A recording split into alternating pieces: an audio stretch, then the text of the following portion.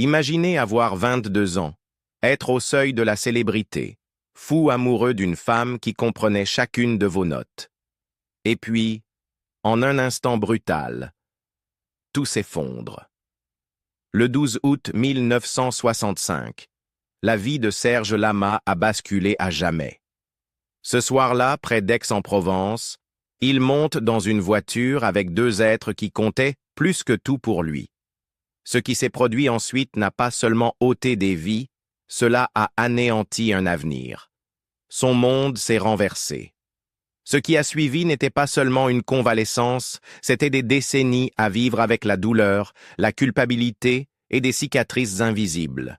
Chaque pas en avant portait le poids de ce qui avait été perdu.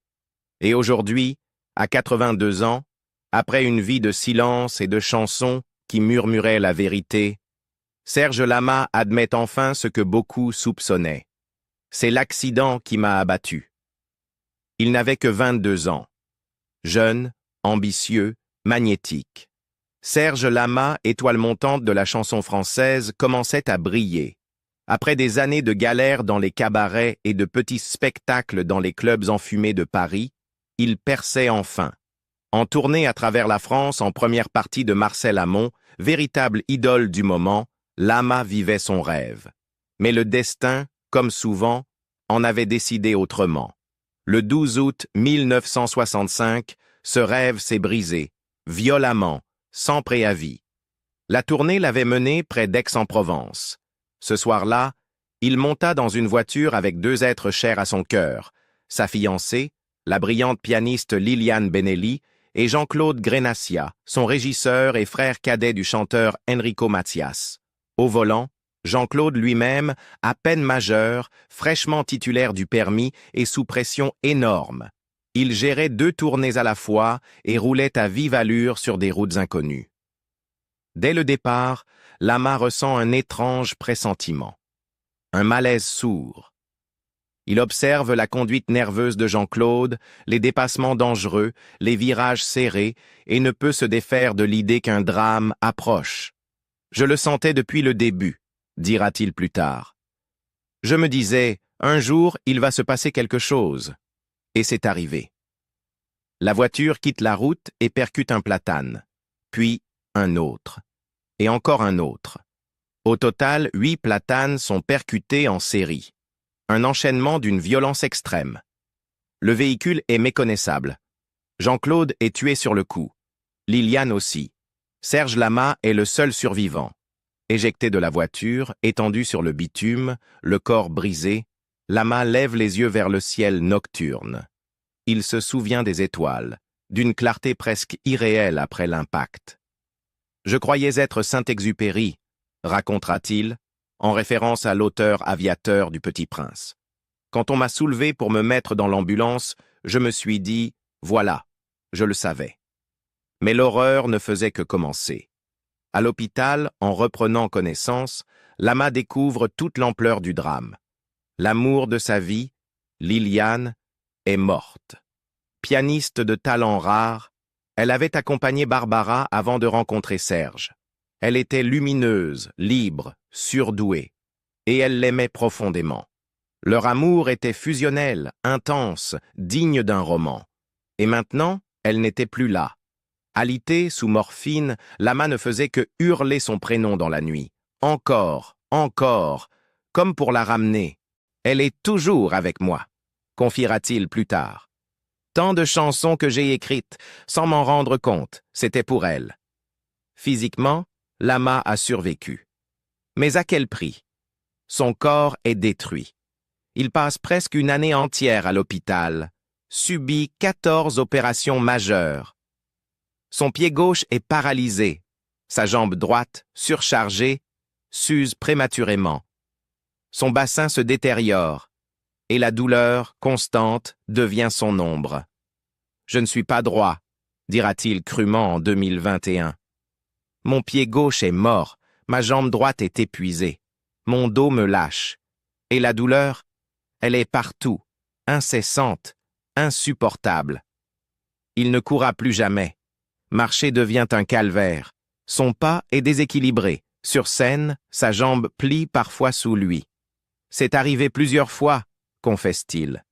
Il y a des soirs où je me dis, ça y est, je vais tomber devant tout le monde. Et cette peur, elle ne vous quitte jamais. Mais les blessures les plus profondes ne sont pas physiques. Elles sont dans le cœur. Lama est le seul survivant. Et cette question lancinante, pourquoi moi? Il n'y a pas de raison, a-t-il un jour lâché. On sort vivant de ce genre de choses, et on ne sait pas pourquoi. Pourquoi toi? Pourquoi pas eux? Et tu portes ça toute ta vie. Et il l'a porté, pendant des décennies, à travers les disques, les tournées, les ovations, à travers les amours, les ruptures, les victoires. L'accident est resté une plaie ouverte, mais aussi une source, une énergie émotionnelle brute qui a nourri son œuvre d'une profondeur rare. Un des premiers médecins, après le coma, lui a dit sans détour « Vous ne marcherez probablement plus jamais. Il va falloir penser à un autre métier. » La réponse de Lama, un défi. « Écoutez-moi bien, docteur. Non seulement je remarcherai, mais vous verrez mon nom en lettres rouges à l'Olympia. » Et il a eu raison. À force de volonté et de rééducation, il a retrouvé la station debout. Pas sans douleur, pas parfaitement, mais suffisamment. Suffisamment pour tenir, pour chanter, pour honorer la promesse faite à lui-même. Il est remonté sur scène, et là, sous les projecteurs, le miracle a opéré. Étrangement, dira-t-il, l'accident m'a relevé, comme s'il m'avait attrapé sous les bras pour me dire « Debout, tu n'as pas fini ». La scène est devenue son refuge, son exutoire. Là, il pouvait être un autre, un homme sans douleur, un homme entier. Sur scène, je suis un autre, confiait-il avec un sourire. Et s'oublier, c'est le meilleur des remèdes. Pour ses fans, sa voix ne chantait pas seulement des notes. Elle portait l'expérience, la souffrance, la vie. La chanson Sans toi, sortie en 1969, était une plaie mise en musique, un adieu douloureux à Liliane. Mais c'est « Je suis malade » en 1973 qui deviendra son hymne. Un cri de détresse, une confession de fragilité. Beaucoup ignoraient en l'histoire. Mais tous ressentèrent la vérité. L'honnêteté tremblante. La douleur brute. Serge Lama n'avait pas besoin d'expliquer. Sa carrière entière était un témoignage. Son œuvre regorge de chagrin, de passion, de perte et de résilience, car il les a vécus. Chaque note portait le poids de ce qu'il avait traversé. « Je pense que cet accident m'a tout pris », dira-t-il un jour, « mais il m'a rendu plus humain. » Mission accomplie. En octobre 2022, Serge Lama a offert ce qu'il a qualifié de dernier cadeau au public. Aimer. Un titre choisi avec soin. Aimer, verbe essentiel, total, résumait tout ce que Lama avait chanté tout au long de sa vie. L'amour sous toutes ses formes. L'amour passionné, perdu, sacré, destructeur, salvateur. L'album comprenait 13 titres inédits, écrits et enregistrés comme une lettre d'adieu, non seulement à ses fans, mais aussi à sa propre traversée, celle d'un homme blessé, d'un artiste résilient, d'un poète hanté par les absents. « J'ai mis dans cet album tout ce qu'il me restait dans le cœur », a-t-il confié à France Info. « C'est ma manière de dire au revoir. » Il sentait la fin approcher, physiquement, artistiquement. L'usure des décennies passées sur scène, ajoutée aux séquelles de l'accident de 1965, le rattrapait inexorablement. Et cette fois, il ne pouvait plus le cacher. « Je ne suis plus l'homme que j'étais », avouait-il.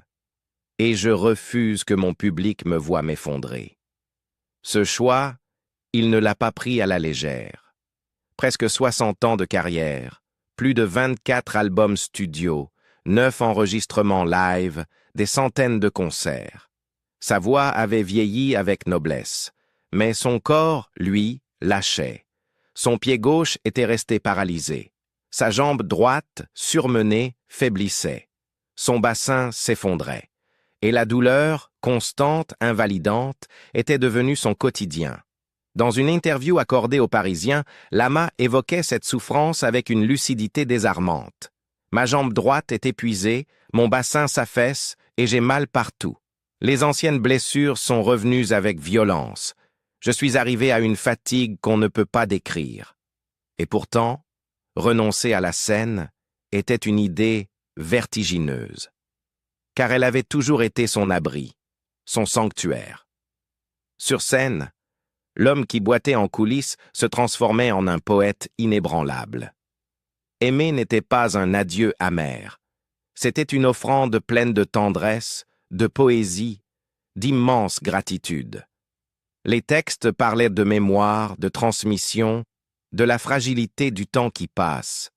Chaque chanson ressemblait à une dernière étreinte entre l'artiste et son public fidèle, compagnon de ses joies et de ses tragédies. La voix de Lama, marquée par le temps, portait encore cette intensité unique, chargée d'âme, adoucie par l'expérience. La critique salua l'album pour sa sincérité, sa maturité, son courage. Aucune tentative de masquer l'âge ou la douleur. Au contraire, Lama les embrassait pleinement. Dans des titres comme Les choses de rien ou Ma vie, il méditait sur le temps qui s'efface, les bonheurs vécus, les blessures jamais refermées et la paix qu'il espérait enfin atteindre. Il ne cherchait pas les hits. Il ne courait pas après la nostalgie. Aimer était un point final. Et surtout, un acte de respect. Pour lui-même, pour son corps, et pour ce public qu'il avait aimé depuis les années 60. « Je ne voulais pas devenir une caricature de moi-même », confiait-il. « Je ne voulais pas qu'on m'applaudisse par pitié. » À 80 ans, Serge Lama a quitté la scène. Non pas brisé, non pas vaincu, mais debout, fier. Ce n'était pas une retraite. C'était une révérence, une dernière, après une représentation qui avait duré toute une vie. Pour lui, dire adieu à la musique ne signifiait pas renoncer au sens. C'était un geste de dignité. L'ultime acte d'un homme qui avait traversé le feu et trouvé malgré tout la force de chanter. Il n'avait plus besoin de scène pour exister. Il avait déjà tout dit. « L'homme est fatigué, mais l'âme est en paix », soufflait-il dans ses dernières interviews. Après Liliane, il avait appris à aimer dans le silence et à survivre en morceaux. Après le déchirement causé par la perte de Liliane Benelli, Serge Lama n'a cessé de chercher, pas seulement l'amour, mais quelque chose qui rendrait la douleur supportable, qui adoucirait le silence devenu cruel. Sorti lentement de l'abîme laissé par la disparition de Liliane, il rencontra Michel Potier, celle qui allait devenir la compagne la plus fidèle de sa vie, et peut-être son plus grand paradoxe affectif. Leur rencontre eut lieu en 1969, à Chamonix, par l'intermédiaire d'un ami commun. À l'époque, Michel était mariée, mère d'un enfant, et travaillait comme assistante de Lama. Mais dès le premier regard, il sentit quelque chose basculer. « Je suis tombé amoureux d'elle immédiatement », confiera-t-il plus tard à Paris Match. Elle était son opposée, réservée, discrète, presque invisible aux yeux du public. Et c'était peut-être précisément ce dont il avait besoin. Leur lien fut immédiat, mais leur histoire débuta en secret. Michel retourna un temps auprès de son mari, mais Lama, incapable de couper les ponts, resta présent. Finalement, elle quitta son foyer et revint vers lui. Et pourtant, même une fois réunis, ils ne vécurent jamais sous le même toit. Ce choix n'était pas dicté par une incompatibilité, mais par une profonde compréhension mutuelle. Nous n'avons jamais vécu ensemble. Michel était devenue ma confidente. L'amour s'était transformé en amitié, en une grande loyauté, expliqua-t-il des années plus tard. Cette relation peu conventionnelle dura plusieurs décennies. En 1981, leur fils Frédéric naquit, l'unique enfant de Serge Lama. Mais sa naissance fut tenue secrète pendant près de 2 ans. Lama, déjà échaudé par l'intrusion médiatique, voulait le protéger. Le monde découvrit l'existence de Frédéric en couverture du magazine VSD. En 1983, Lama avait un secret. À ce moment-là, Michel vivait en semi-retraite en Corse, tandis que Serge enchaînait les tournées. Leur vie fut morcelée, séparée par la géographie, la célébrité et les voyages constants de Lama. Ils ne se marièrent qu'en 1991, 20 ans après le début de leur relation. Leur amour avait alors pris une forme singulière mais durable, une affection fondée sur la routine et la loyauté, plus que sur la passion. Pourtant, dans l'intimité, Lama admit avoir lutté contre l'infidélité. « Dans ma vie, j'ai été infidèle. C'était plus fort que moi. Les femmes étaient plus fortes que moi », confia-t-il sans détour sur RTL. Il ne cherchait pas à se justifier. Il reconnaissait simplement. Michel savait. Elle acceptait. Ils avaient une entente tacite, un modus vivendi, comme il l'appelait. Elle resta Madame Lama aux yeux du monde. Mais elle fut aussi cette femme de l'ombre, silencieuse et constante, tandis qu'il vivait la gloire, les tentations et les contradictions. Et pourtant, il ne cessa jamais de ressentir de la culpabilité. « Je regrette de l'avoir rendue triste », déclara-t-il en 2022, plusieurs années après sa mort. Il reconnut qu'elle était restée à ses côtés malgré tout, mais qu'elle avait porté une douleur qu'il n'avait jamais pu réparer. Il parlait souvent d'elle comme de celle qui lui avait offert une stabilité qu'il n'avait peut-être pas méritée. Michel mourut en 2016, victime d'un accident vasculaire cérébral à l'âge de 71 ans. Bien qu'ils aient vécu à distance durant une grande partie de leur relation, ils ne divorcèrent jamais. Elle mourut en portant encore son nom. Sa disparition bouleversa Lama, non seulement parce qu'il perdait une compagne de 45 ans, mais aussi parce que tant de choses étaient restées tues, tant d'excuses jamais formulées. « Ce n'était pas une passion de cinéma, » dira-t-il un jour, mais c'était un amour solide qui avait résisté à toutes les tempêtes. Et dans le calme douloureux de l'après, Serge Lama avouera plus tard « Ce n'est qu'après sa mort qu'il comprit vraiment la profondeur de ce qu'il avait partagé avec Michel. » Puis vint Luana Santonino, un nom que personne n'aurait imaginé aux côtés de Serge Lama, et pourtant, peut-être celui qui donna à sa vie sa dernière symétrie. Luana avait 35 ans de moins que lui. Enseignante d'éducation physique née en Suisse, sportive, intellectuelle, étrangère au monde de la chanson française, que Lama avait dominé pendant des décennies. Quand ils se rencontrèrent en 2002, elle n'était ni groupie ni admiratrice. En réalité, elle connaissait à peine sa musique. Mais un jour, en conduisant en Suisse, elle entendit sa voix à la radio. Et quelque chose la transperça.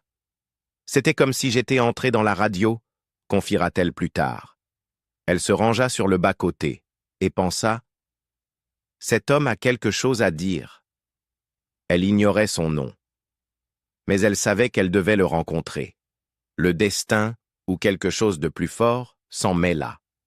Quelques semaines plus tard, Lama se produisait à Divonne-les-Bains, à seulement 20 km de chez Luana. Elle assista au concert et attendit à la séance de dédicace. Mais elle ne demanda pas d'autographe. Elle lui tendit un simple mot. « La vie est un coffre plein de secrets. Ne perds jamais la clé. » Quelque chose en elle le marqua. Son visage, ses mots, son énergie. 6 mois plus tard, elle assista à un autre concert. Il la remarqua immédiatement depuis la scène et, à sa propre surprise, se souvint d'elle. « Je suis sans doute l'artiste français qui a le plus tourné. Avec tous les visages croisés, comment ai-je pu m'arrêter sur celui de cette fille vue des mois plus tôt ?» dira-t-il un jour. Il l'invita à dîner. À l'époque, Serge Lama était encore marié à Michel Potier. Mais leur mariage s'était depuis longtemps transformé en complicité. « Notre histoire de corps était terminée », admit Lama. Michel connaissait Luana. Il lui raconta tout. Et, dans un geste éloquent, Michel accueillit Luana, non pas comme une rivale, mais comme une alliée. Avec le temps, elle lui dit « Tu fais partie de la famille ». Pourtant, pendant des années, leur relation resta secrète. Serge craignait d'être scruté. Un artiste célèbre d'une 60aine d'années, amoureux d'une femme d'une 20aine d'années. Mais leur lien était réel. Au début, Luana restait en Suisse, enseignant la semaine et faisant la navette avec Paris le week-end. Au bout de 2 ans, j'étais tellement épuisé par tous ces allers-retours que j'étais devenue transparente, se souvient-elle. Lama insista. « Tu vas venir t'installer à Paris et travailler pour moi. » Elle rejoignit donc son équipe comme assistante. Personne ne le savait. En coulisses, Luana l'aidait à organiser ses tournées, à gérer ses emplois du temps et, lentement et délicatement, à façonner sa vie. Elle était à la fois manager, muse et refuge secret. Son respect pour le lien qui unissait Serge à Michel ne s'est jamais démenti. Même lorsque Michel leur rendait visite, Luana se tenait dans l'ombre, sans jamais s'imposer, sans jamais exiger. Comme elle le dira plus tard, « J'étais à l'ombre d'un grand soleil ». En 2011, Lama lui demanda de devenir officiellement son manager. Elle était terrifiée. Et si elle faisait une erreur, et si cela le ruinait? Puis, en 2020, après près de 2 décennies de vie commune, Lama posa une question différente, nonchalamment lors d'un appel téléphonique à une amie, en présence de Luana. « Et si j'épousais Lou, tu penses ?» Elle était stupéfaite, mais c'était logique.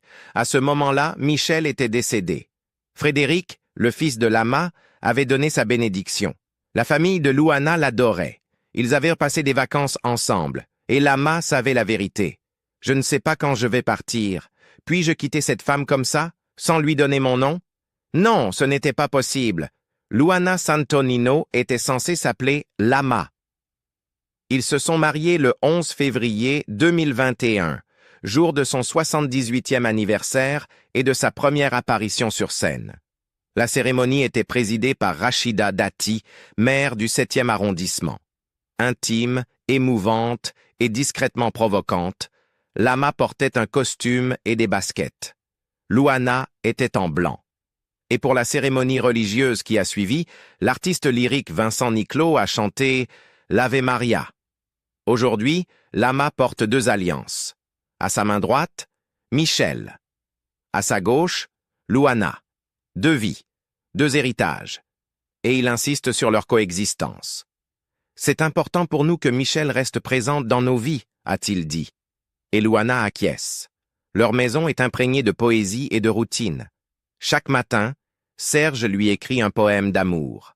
Elle prépare minestrone et desserts italiens. Il rit. Ils se disputent. Il lui dit, même lorsqu'elle est à ses côtés, « Tu me manques ». Il la regarde avancer dans la vie et murmure, « Reçois, arrête de chercher à tout comprendre, reçois ». Luana est devenue plus qu'une amante. Elle est sa paix. « C'est un punching ball », dit-elle de Serge. « Il a été frappé, et je pense que c'est ce qui m'a attiré vers lui. Le désir de le guérir. » Il lui a donné un but, et en retour, elle lui a offert une seconde jeunesse. En public, il l'appelle « mon dernier amour » et le seul amour bâti sur des fondations solides. En privé, elle est son miroir, sa protectrice, son échappatoire. Maintenant, leurs familles ne font plus qu'une. Frédéric a une fille, et Luana est sa marraine. Ils passent les vacances ensemble, comme si l'histoire s'était réécrite en quelque chose de plus doux. Et lorsqu'on lui demande ce que ressent ce chapitre de sa vie, Lama répond simplement « C'est une grâce ».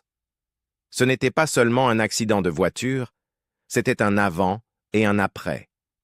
À 22 ans, Serge Lama a perdu la femme qu'il aimait, l'homme qu'il était et la vie qu'il aurait pu avoir. Aujourd'hui, à 82 ans, il admet enfin la vérité. Chaque fois qu'il a chanté toute la nuit.